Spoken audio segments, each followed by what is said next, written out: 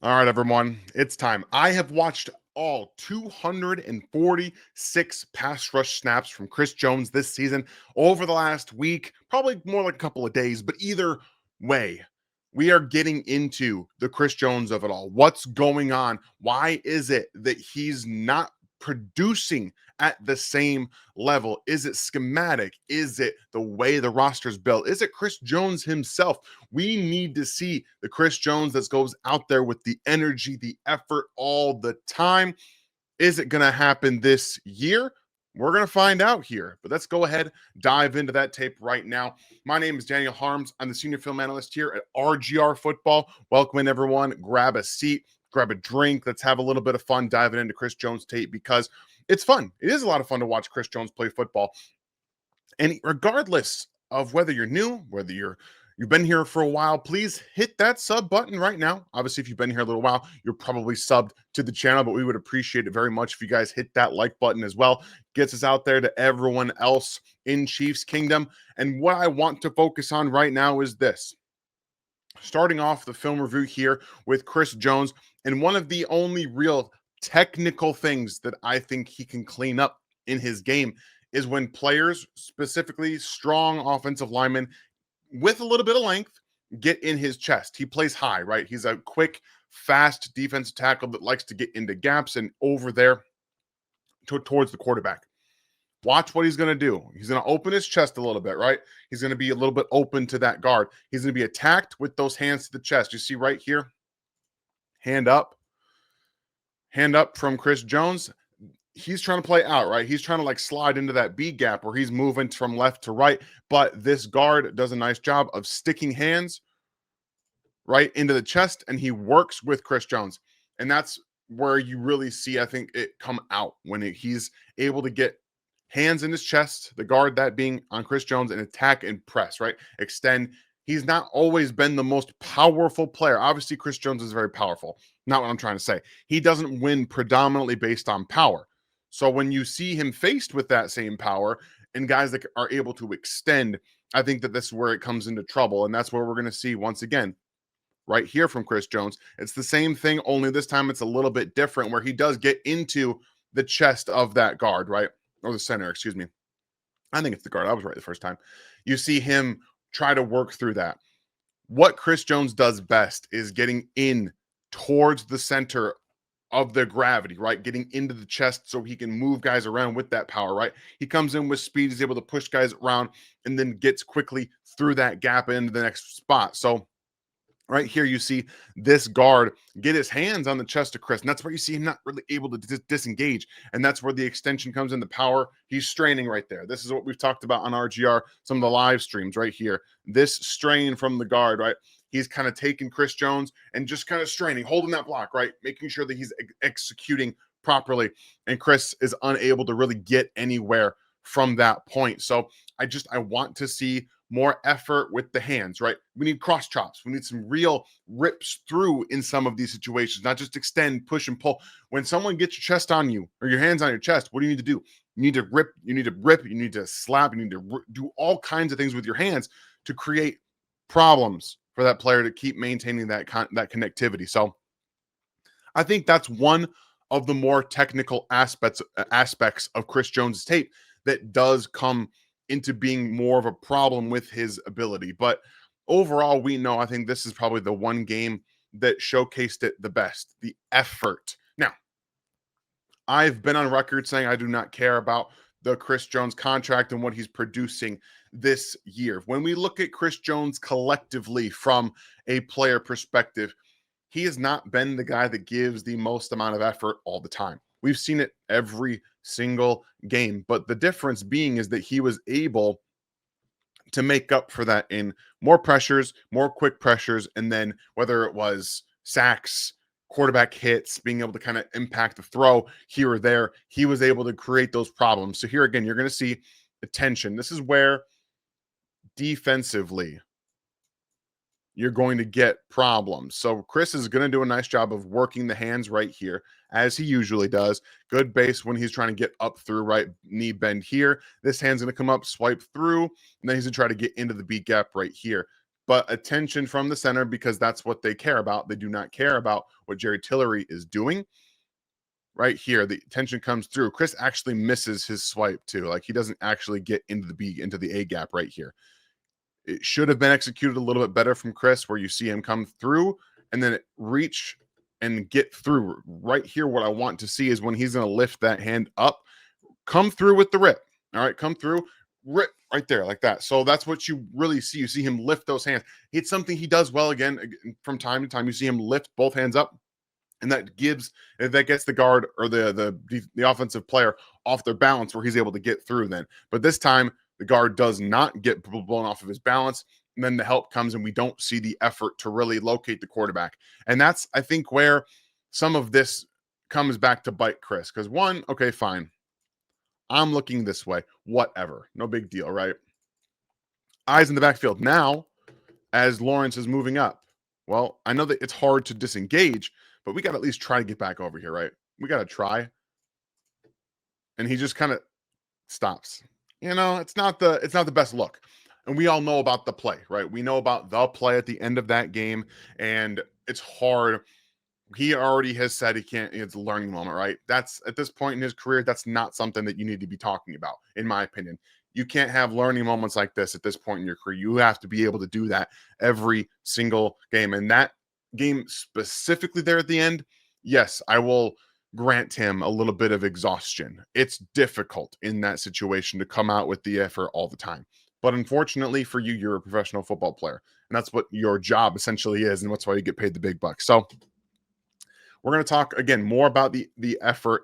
And once we get through some of this technical and effort laden stuff, we're going to get into some of the statistics. I'm going to be using Brandon Thorne. His Substack is fantastic. Trench Warfare, you guys, if you don't subscribe to it, I would recommend doing it at least once so you can go in and see all the articles that he writes every single week and everything like that, because it is very useful information. But again, I'm going to be going through that. I have a chart, I believe, from Seth Waller, who does double teams and impact pass rush win rates, basically in the same thing. But this is what we're talking about here. No real effort level from Chris Jones to beat the double team there. So now, before I get into the statistics here, one thing that I did when I was watching every single pass rush snap is I charted double teams. Okay. I charted every single one of them. At least in my opinion, Chris Jones had 246 pass rush snaps. Okay. He was double teamed on 86 of them, which is 35% of the time. That means more than one in every 3 pass rushes he was double teamed. So yes, the double teams are still there. Does that excuse some of the effort in double teams and trying to defeat them? No, but it does tell you that he is getting double teamed at a very high rate, and it is still an impact on him and how you win. What does that ultimately mean? Other players are not winning their one-on-ones, okay? They aren't doing that. So one thing before we get into some of the stats is that I've seen thrown around is that Chris Jones pretty much has a free for all. He lines up wherever he wants to. And yes, we have Steve Spagnuolo saying that there are times where Chris Jones can take a matchup and go line himself up where he wants. However, assuming that he does that all the time is one of the biggest mistakes you can make when evaluating a player. He is not freelancing where he lines up. He's not always out there doing whatever he wants. This is a good example. Drew Tranquill comes down. He moves him over to the left-hand side and gives Chris Jones a quick one-on-one. He wins across both of the face of the guard and the center, gives him a better idea. And that's another thing too, is they've actually used Chris Jones on stunts and twists multiple times this season, really, because they don't have anybody else that can win. He draws a lot of attention. So here, again, he's aiming for that opposite side of the A gap, for opposite side of that center. And he's going to, again, showcase where his quickness is with the hand swipes, inside, outside, right? This ball comes out very quickly because Chris Jones is immediately in the lap. And when you're flashing across the center's face like that, the quarterback's everything gets sped up. So this ball comes out quickly. We see Jaden Hicks come downhill, make a good tackle, force a fourth down, in large part because he was lined up by Drew Tranquill to be on that left-hand side and kind of flash right here. You see the eyes from Marcus Mariota, they go here first, right? But what he also was going to see out of his peripheral vision is Chris Jones looping around and trying to get in here. And what that does, again, is it speeds up the process. So now he's got to go find an open man. And then as soon as Chris Jones then becomes visible in that peripheral vision once again, we see the ball have to come out because he does not want to get hit, doesn't want to get sacked. So again, a good example. Chris Jones is not just freelancing all the time. He's not going and doing whatever he wants to do. And he lines up based off of the play call more often than he freelances. Okay. So let's just take that into consideration before everything else. So let's go ahead.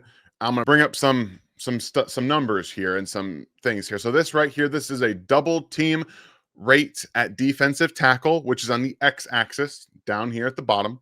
And then you have defensive pass rush win rate at defensive tackle on the y-axis. So let's go ahead and zoom in here. All right, so it's a little blurry, but you can see here, Chris Jones still well above just about everybody in terms of his pass rush win rate. Jeffrey Simmons on another planet. Usually these roles are reversed. Somebody's up here where Chris Jones is. Let me just kind of underline him here so you guys can see what I'm talking about. Usually Chris Jones is up in this quadrant, right? He's usually getting double teamed a lot. Now, he's not being double teamed the most, but he's still being double teamed about average for his level of player. It's what we see, right? So actually, sorry, that's not average. That's just double team rate, 0.6%. This is closer to on the other side of 0.6%. That's just kind of where they show the graph. But either way, we're seeing Chris Jones still being double teamed at a higher rate than some of the other. You draw that line right there. And I told you, I counted myself 86, so 35%, which is more than 1/3 of the time he's getting double teamed. So there is that going on, and it's just not the same level. The pass rush is still winning. He's still winning in his pass rush. It's just not the level that we all expected.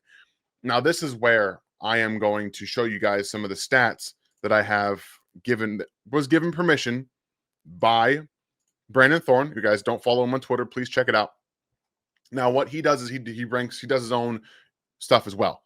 So everything here is his own opinion, but he is one of the biggest experts on all of this stuff. It's why he has a Substack. It's why he works where he does, right? So what we're seeing right here is that Chris Jones has still a top 10 true pressure rate. You see George Karlaftis' name up here. That is because he has 21 low quality reps. All right. That's all. Chris Jones has 20 high quality wins, I should say, with 6 low quality wins. All right.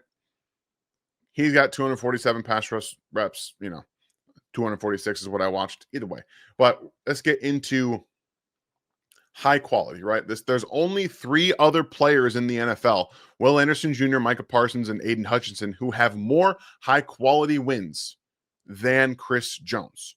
So we are seeing Chris be still one of the most impactful players from a winning and quality perspective in the NFL. But one thing that I'm going to go to now, this is top 50 and fewest pass rush reps per snap. You guys want to see that per pressure? You can go see that. There is one category that I want to show you guys, that it's this one right here. This is top 50 in pressure quality ratio. So you have your rare high quality pressures plus high quality pressures divided by your low quality pressures. And then for context here, the 2 highest pressure quality ratios over the last 2 seasons are 3.47 and 3.12, both by Myles Garrett. Anything 1 or above means the rusher is recording a high quality pressure for every low quality pressure, which puts them into the average above average bucket of an efficient rusher. A 1.5 or above is a good threshold to identify the most potent rushers in football, regardless of total volume. Anything over 2.0 is cooking. Chris Jones is at 3.54, guys. He's at 3.54. Okay. He's better from a pressure quality ratio right now than Myles Garrett at the last 2 seasons. Okay. So just want to put in a little bit of context. Okay. A little bit, before we get back into the tape, because it is important to have some context to all of that. Now, this is not the thickness that we need to see from that, but either way. So, Chris Jones is consistently getting this kind of attention, right? This is going to be a quick win for Chris Jones. Immediately beats the right guard, goes outside step. This is what I love to see. By the way, I also want to preface a lot of what I'm about to say, but I am not taking anything pretty much into account here. I am showing you guys Chris Jones, what he's doing. Everything else you guys want to comment on, go for it. But that is not my focus here. That was not my focus going in, and it is not what I'm focusing on now. So if you want to talk about coverages, sure, fine, go for it.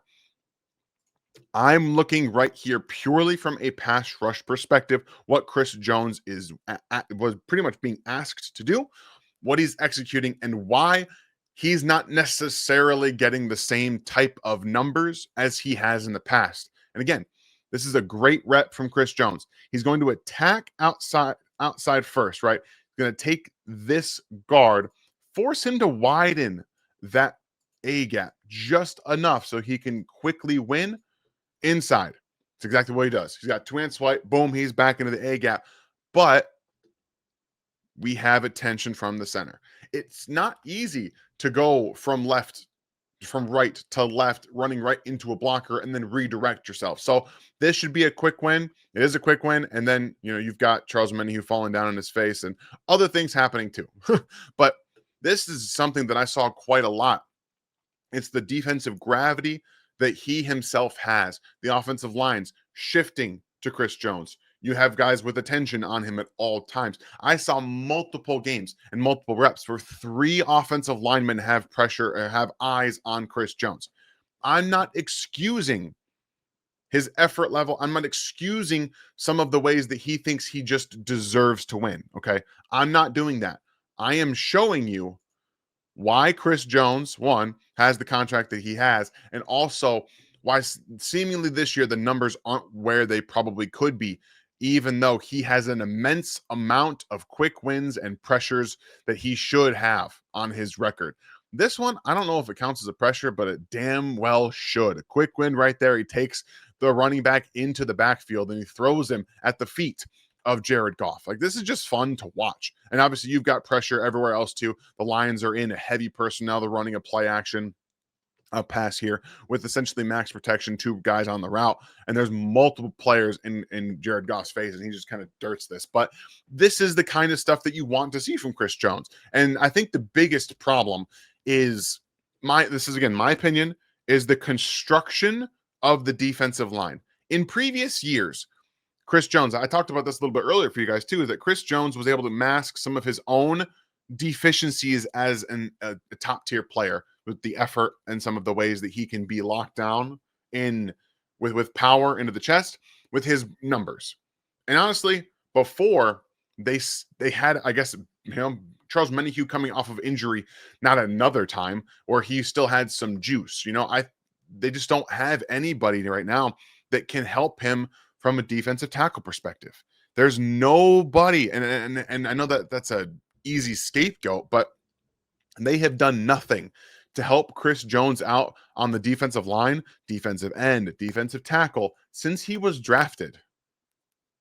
Like he's sorry, I won't say since he was drafted. I'll say since he was an elite defensive tackle. It has been all Chris Jones all the time, having to do everything. The pass rush is built around him. He has nobody that can help him quickly. Okay.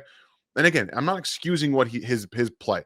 I am showing you what happens. This one should be a very easy sack for him. Once again, you're going to see how quickly he wins, not just off the line of scrimmage. And that's another thing too. He's still the fastest player in the NFL getting off the line of scrimmage. Specifically, we know the fastest defensive tackle, one of the fastest players off the line in the NFL.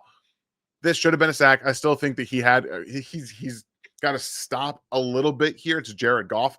If you stop and kind of redirect yourself, you're probably going to get a sack. But he creates it for other people.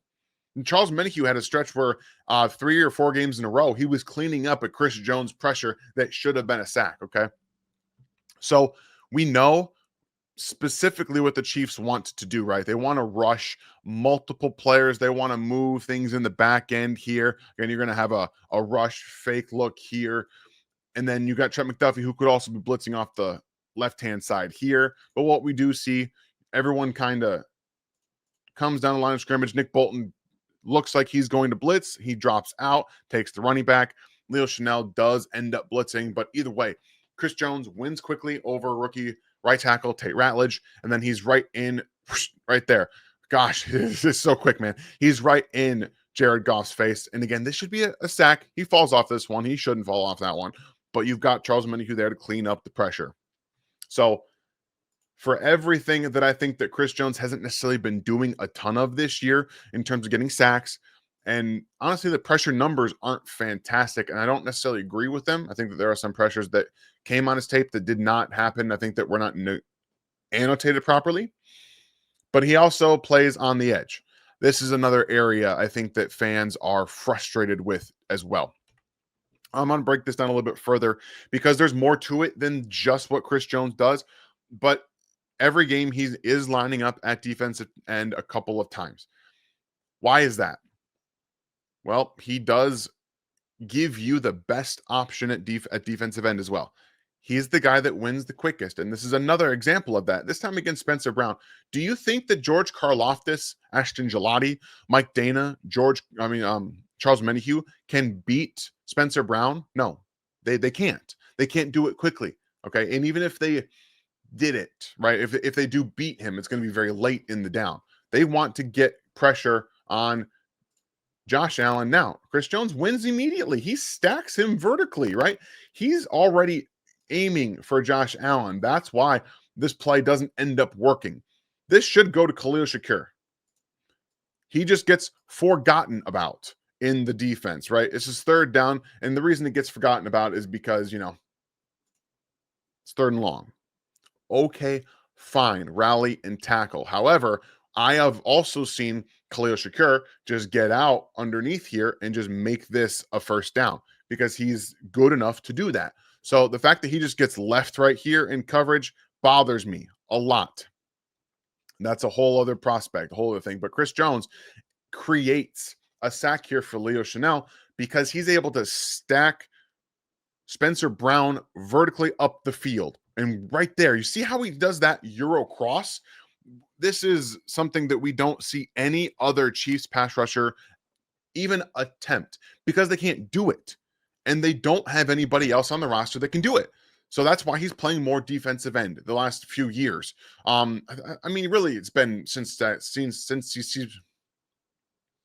Spagnuolo came in and made him play more defensive end, but they don't have anybody that can do that. The take your right foot, put it in the ground, make him believe you are trying to go through him.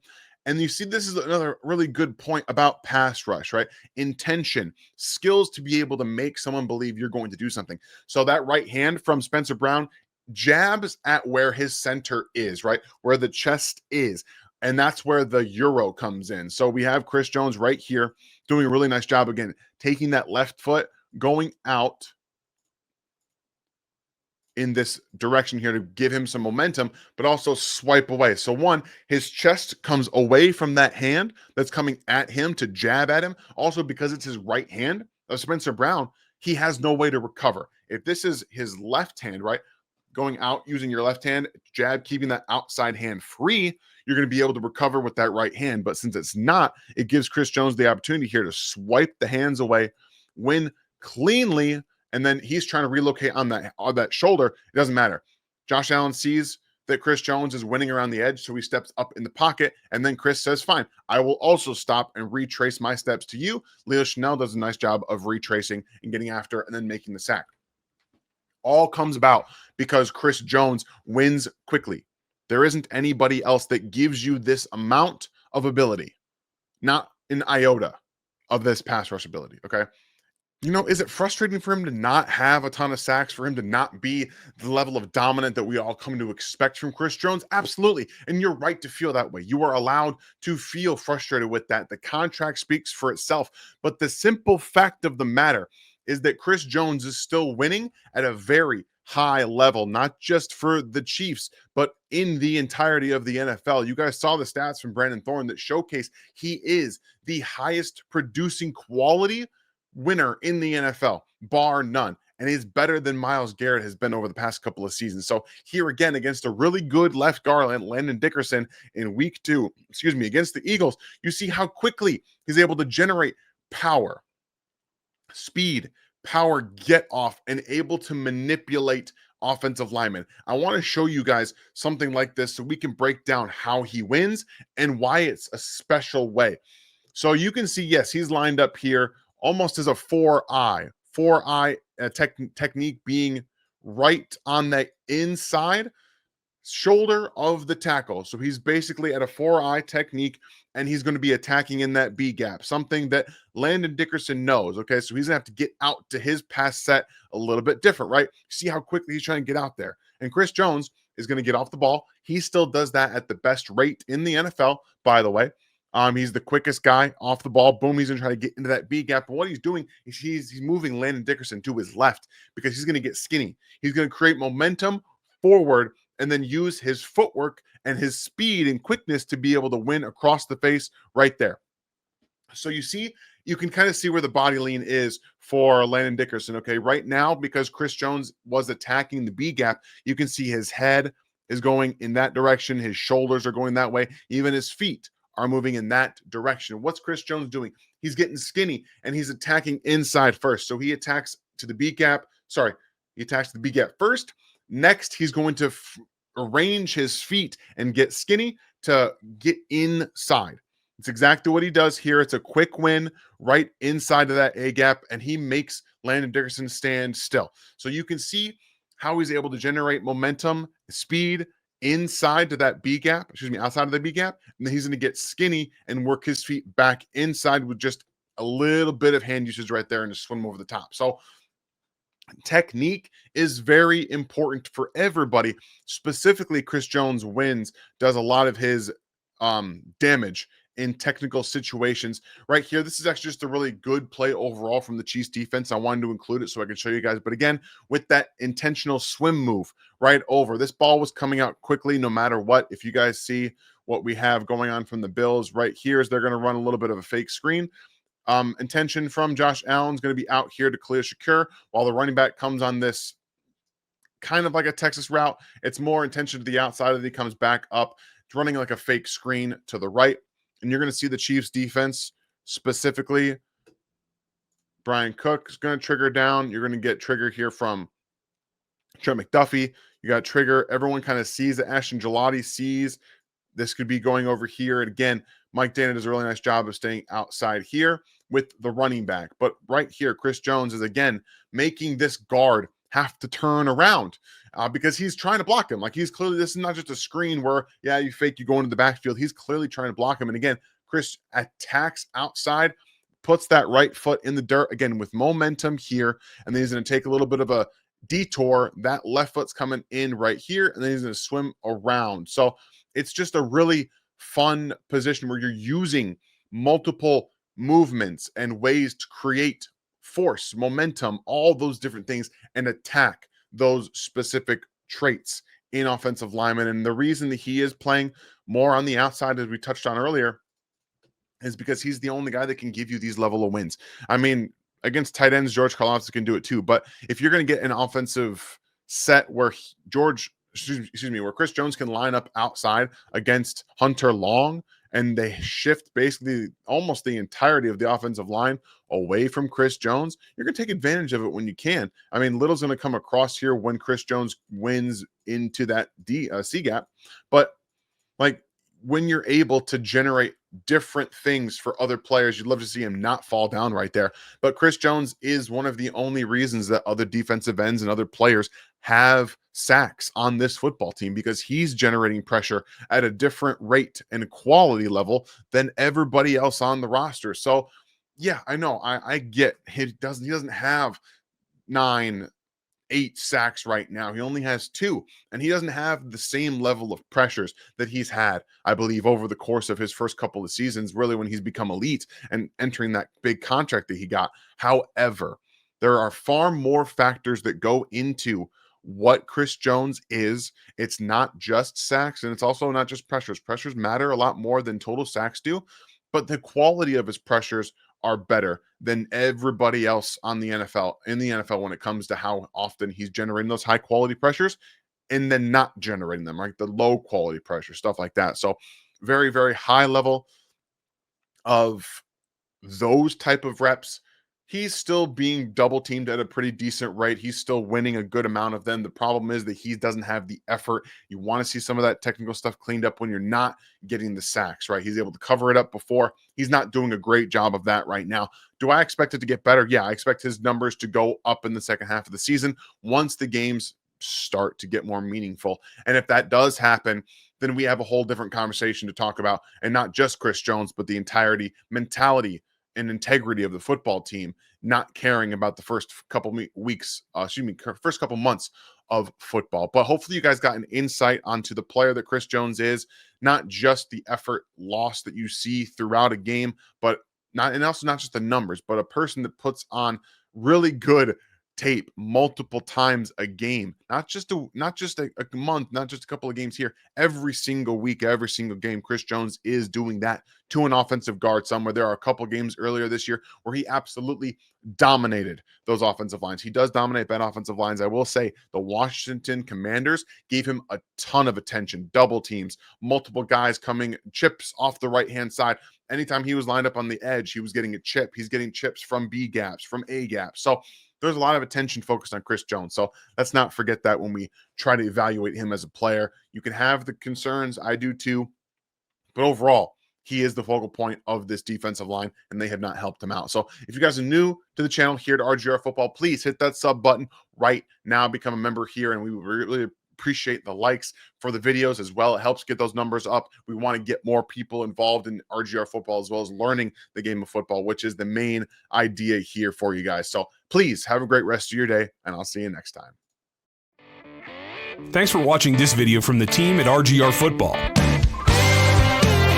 Click these videos to see more and subscribe to RGR Football.